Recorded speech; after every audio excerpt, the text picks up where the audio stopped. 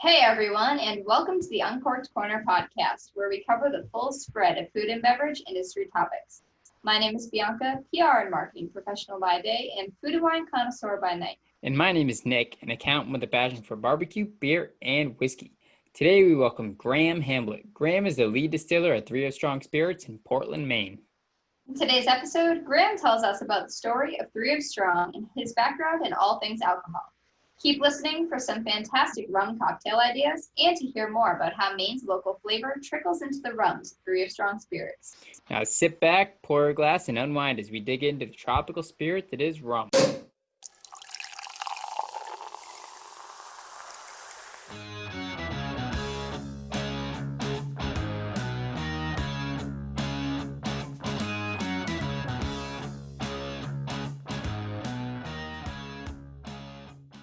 Welcome to the podcast. This is Graham from 3 of Strong Spirits. We're going to start by having you introduce yourself, go through your background in distilling, and tell us about how you got with 3 of Strong Spirits. Hey, sounds good. Like you said, my name's Graham Hamblett. I've been distilling now for, probably close to 20 years. Kind of one of those oddball occurrences of not really knowing what I wanted to do with my life. So the universe gave me an opportunity to get into it.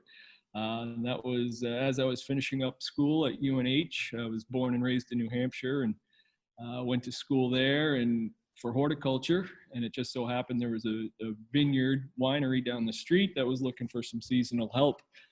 So I went on board with them, just working in the vineyard. That snowballed into winemaking, which then eventually led to distilling. So I kind of had jumped in the biz very early on in the micro distilling boom, and was able to learn pretty much everything the basics there. And that took about 15 years. After that good chunk of time, I ended up landing a job down at Dogfish Head, down in Delaware. They're generally known for beer, but they were distilling for a long time, but they were looking to ramp up their distilling program. So I went down to help out with that. But being from New Hampshire in the Northeast, my wife and I had an itching to get back to friends and family. And it just so happened that Sam and Dave, the founders here of 3 of Strong Spirit, were looking for somebody. So it was just a match made in heaven of sorts. So I came on with them, and that was just over a year ago. What's the significance behind the name of 3 of Strong? Is there something that you had in mind when you started the distillery? That's the $1 million question we get all the time. It's an old line from an old rum punch adage, and the whole kind of poem, so to speak, goes 1 of sour, 2 of sweet, 3 of strong, 4 of weak. So if you mix ingredients of those in proportions, 3 of strong being the rum, you end up making a tasty rum punch. So it's awesome. Kind of inspired, yeah. So New England and Portland, Maine, where we are, has a pretty good history of distilling and rum in particular. So it was kind of an homage to the old days of the rum punch. Yeah, nice. What were the first ones that you guys produced out there? The first ones we produced 100% was our Brightwater Rum, which is a silver rum. But at the same time, since we were, we got our license to open up our tasting room at the same time we got our license to produce, we didn't have any aged spirits. So Sam and Dave were able to identify a really cool small family distillery down in Columbia that had some really cool rums to offer that we brought in to have an aged offering from at the beginning. So some Colombian rum. So we brought on a 5-year aged Colombian rum and a 12-year aged.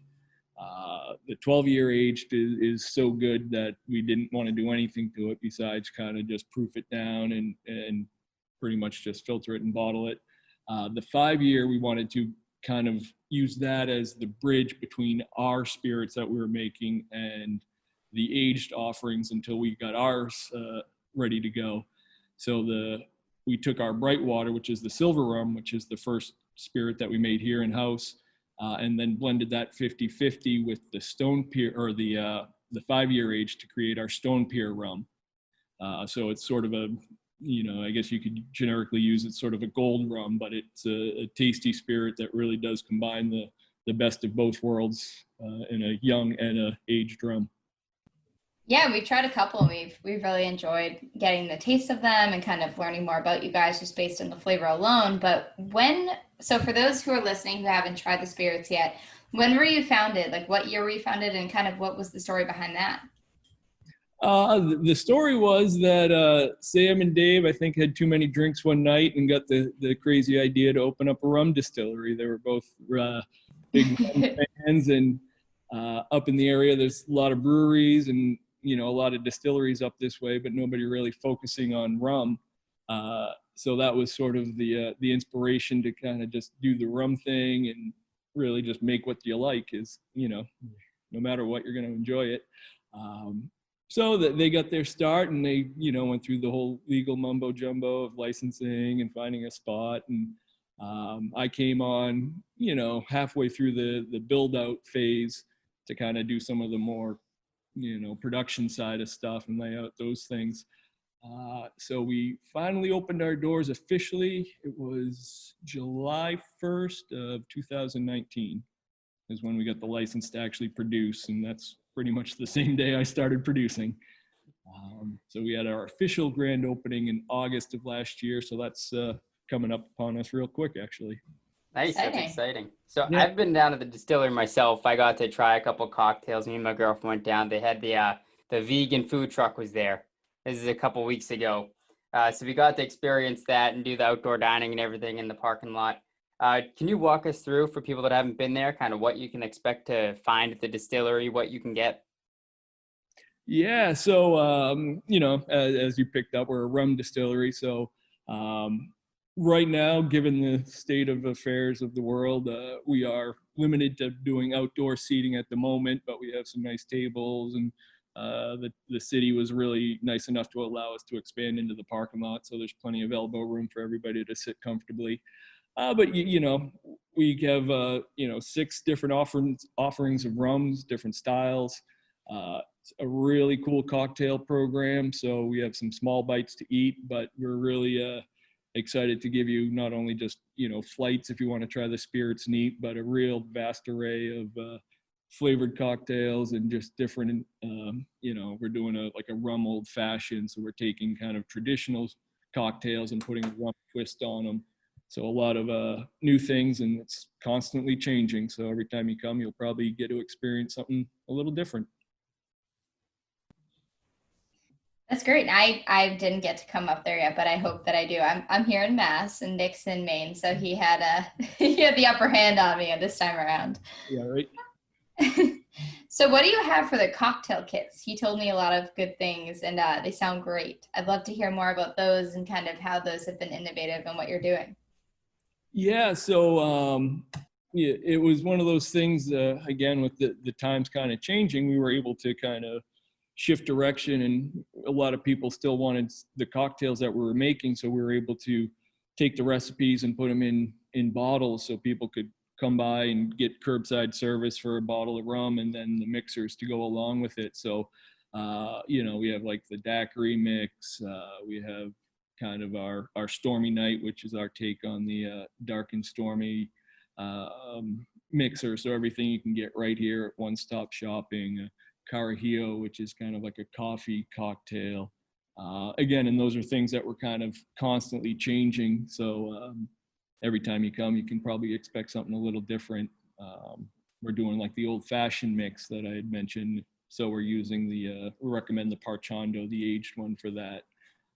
But yeah, we generally have about 6 or 7 different styles of cocktails, cocktail kits available to purchase to go, and you can enjoy at your home. Yeah, when I was down there, I got to try the Parchando Old Fashioned. I'm a whiskey guy, so that was definitely my go-to when I saw it. And Yep. My girlfriend ordered the Brightwater Daiquiri, so I got to try that one as well. Do you have a best seller of those cocktail kits? The daiquiri is a solid seller. The rum punch is another one that's a good volume.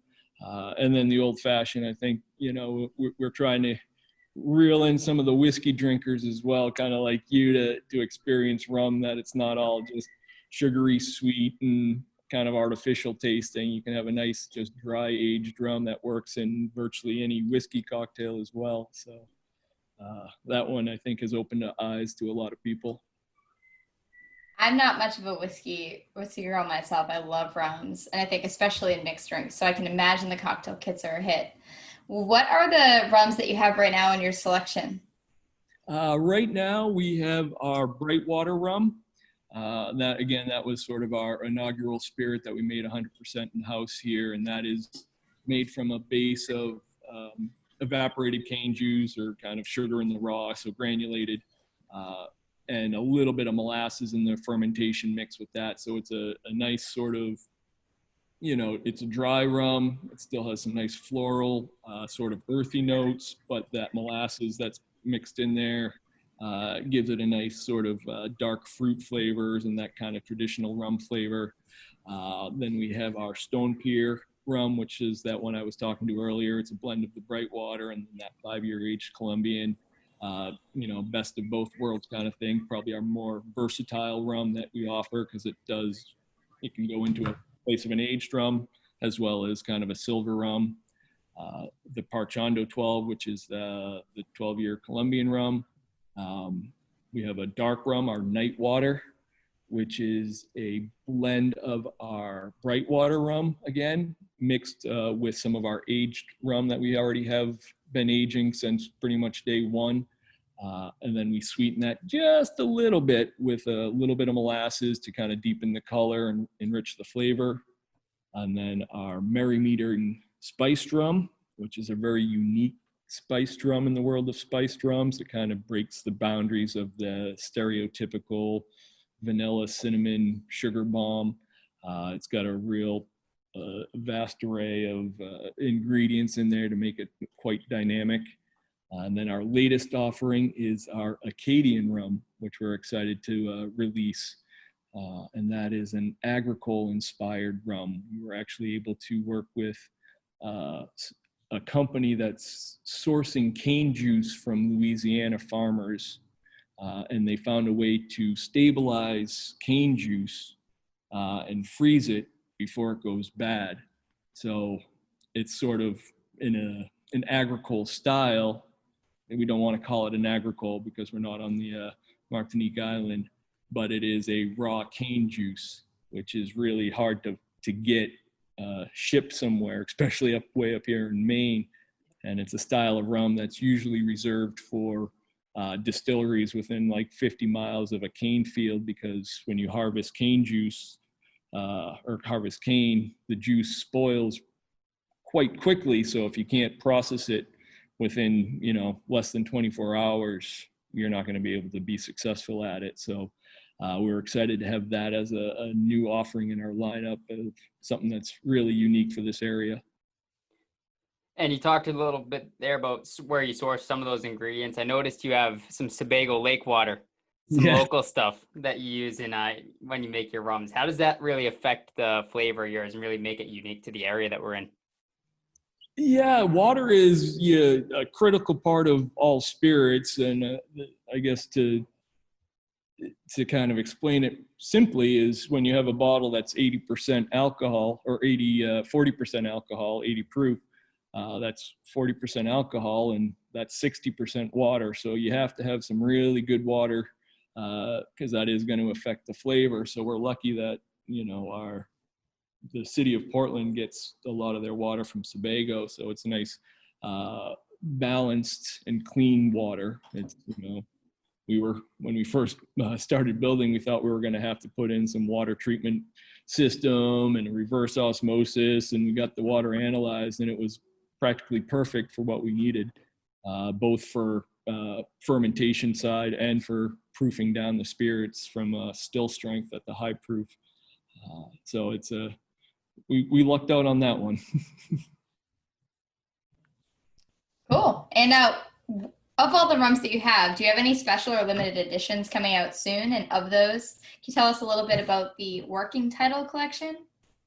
Yeah, so the working title was sort of the playground for us of cool innovations and just kind of testing the reception and kind of just overall R&D area. So the Acadian rum started off, that was our first working title, volume 1, when we wanted to get some of that cane juice up from Louisiana and weren't sure how it was going to jive with our system. So we did a small batch of that, and it was very well received. So that gave us kind of the proof of concept to move forward and move on with the Acadian rum.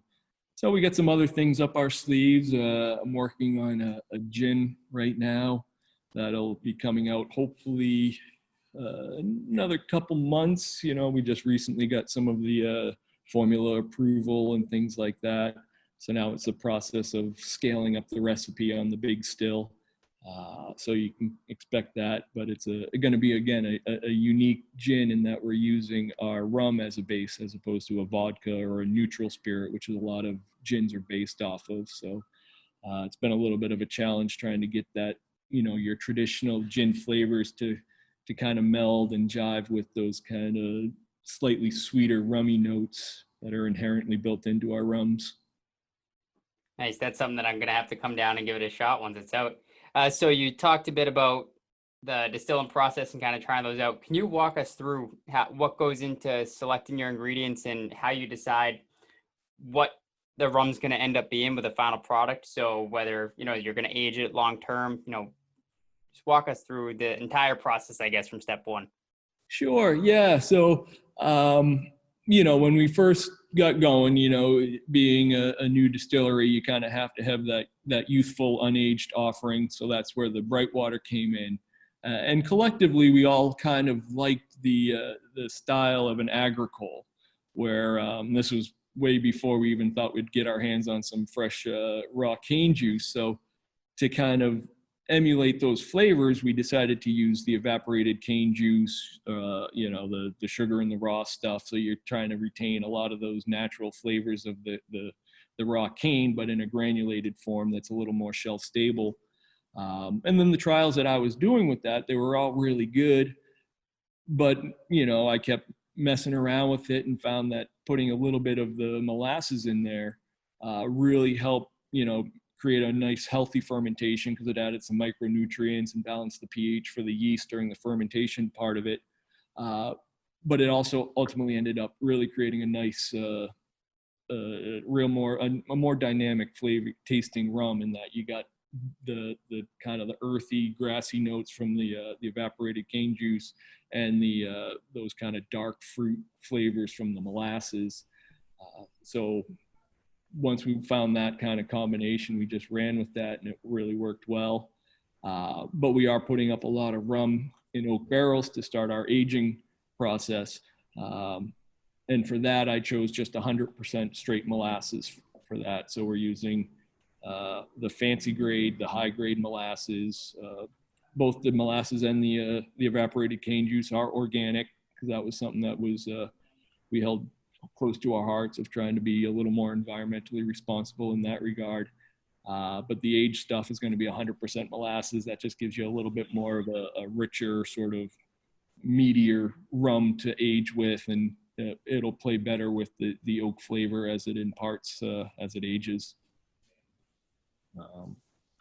And then things like the Merry Meeting, that was a fun one for me, because the ingredient list in that, just to name off a couple, you still have your vanilla, your ginger, your orange peel, your cinnamon in there, because it is a spiced rum, so you still need to kind of play in that arena. But then I wanted to use some rooibos tea and kaffir lime leaves, Szechuan peppercorn, pink peppercorn, and then to sweeten it, I used beet juice powder, so dehydrated beet juice, and that gives it a nice richness and almost a port-like quality, because that sort of tawny flavor, as all those ingredients meld and age in the barrel, it kind of gets that oxidized tawny flavor. So again, it's a real unique spiced rum, but those are all ingredients that I had playing around in my head over the years of distilling and making gins, and I always thought these combinations would work well together. So I was excited to not only actually play with them, but actually have it come to fruition in a cool spiced rum. Yeah, I love that. And being an expert, I'm sure it's maybe not an easy question to answer, but you must have some favorites of your own. What are some of your favorite either cocktails or just the rums themselves, and why? Um, Cocktails, I mean, I will admit, working here, I started to really warm up to cocktails. I was generally just a neat or on the rocks guy for a long time. Uh, but some of the creative stuff that our mixologist did here really opened up my eyes. And I've, the daiquiri, I don't know how I've missed that one for so long. And now I probably drink too many of them, but so that's kind of my go-to nowadays, especially in the summertime. It just works perfectly on sitting on a sunny porch. Um, but all of them, the Merry Meeting, like I just said, that was just one that I'm super happy with because I kind of had a chance to put all these things rolling around in my head into a bottle. Um, so that one in the Nightwater, which is a dark rum, that was a nice one too, because I think there's a misconceived notion that dark rums have to be really sweet and everything like that. And our kind of approach to all these is first and foremost, they all have to stand on their own. So we don't design or distill anything that needs to be mixed. Even the silver rum, the Brightwater, that I can put that on a rock and just sip on that all day. But we also wanted to make sure we didn't want to be overly sweet with a lot of rums because there is we joke that we're part of, we do rum rehabilitation here, and that everybody that comes in and we're like, oh yeah, try some rum. They're like, I had a bad experience. I can't drink it, or it's too sweet or anything. So we have to kind of, coerce people to try it. And then when they do, they're like, oh, rum isn't bad. And to do that, we kind of make sure things are a little bit different than what people stereotypically associate with rum. And a lot of times we hear that the sweetness, so we don't really add any sugar or any back sweeteners to it. It's all natural, no added colors or flavors or anything like that. And those kind of things hold true to us. So we try and create a very unmanipulated rum that it's, we have a pot still, so there's really not a whole lot we can do as far as tweaking flavors, and what it is what it is. And that's how we want to showcase it. Yeah, I have a first-hand account of being a patient of yours. My girlfriend, she first thing I said when, we're going to this rum distillery tonight, try out some cocktails. She goes, I don't know if I really like rum. It kind of gives me headaches. Yeah, not a big fan. And she had the daiquiri and she loved it. She drank the entire thing now right away. So yeah, definitely see what you're getting at there. So on tasting some of these rums, I here have the Parchando, the Nightwater, and the Stone Pier. I've been sipping on them throughout this whole thing. And so do you want to just walk us through? I know we touched a little bit on these cocktails earlier, but what are some ideas with, we always like to go into pairings or something like that with food or with making cocktails. Just take us through each of these and tell us sort of some ideas of what we can do and what our listeners can do to experience these in their best way. Yeah, nice. Yeah, again, I'll reiterate, they're all good on their own. So Yep. sometimes just a chunk of ice is the best way. But if you are feeling adventurous, the Brightwater, perfect for a daiquiri. It just, it's got a nice floral note. When the fermentation, I use a wine yeast, which kind of helps brighten up the floral sort of fruity note. So that really comes through as a very kind of distinct character in our rum. So it really does mix well with a lot of the citrusy flavors in a daiquiri. The Acadian, which is the cane juice rum, it's like a tea punch or even a caipirinha. So again, keeping it kind of simple because we want the rum to kind of do its thing. The Stone Pier, this one can be mixed with virtually anything, but this probably goes best with a rum punch where, 1 of sour, 2 of sweet, 3 of strong, 4 of weak. It's just a good versatile rum. It's got the best of both worlds. You get the nice kind of barrel-aged oaky flavors, but you still get that nice sort of fresh rum flavors. So it can go on either end of the spectrum. The Parchando, as we've talked about, that can just, you don't even need a ice cube in this one. This is, I think the whiskey, this is the converts for the whiskey drinkers. This is what gets them in. And that one, yeah, I mean, but if you're going to do something, the old fashioned is the way to go. The night water, which is the dark rum. This is, we're doing a stormy night, which is again, our take on the dark and stormy. So a nice spicy ginger beer, little squeeze of lime in there.